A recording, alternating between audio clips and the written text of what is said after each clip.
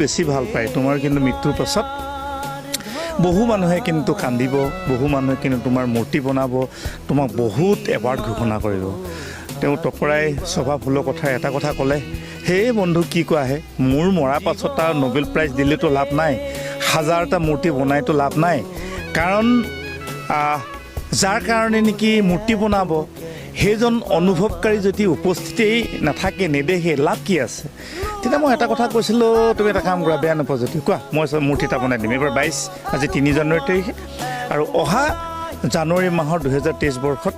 2 জানুৱাৰী তাৰিখে তোমাৰ মূৰ্তিটো অপেনিং কৰিম তেওঁ এটা কথা ক'লে দান বনোৱা আৰু দিগন্ত মাধৱ এজন ভাল শিল্পকলা আছিলে গুৱাহাটীত জুবিনে নিজে বাছি দিছিলে আৰু আমি নিজে গৈ কিনে জুবিনৰ ঘৰৰ কাষতে প্ৰায় মাহত 2বাৰ 3বাৰ ট্ৰায়েল দিছিলোঁ বনাইছিলোঁ 20 ফুট উচ্চতাৰ বহুত কষ্ট কৰা হৈছে এটা শিল্পীৰ টীম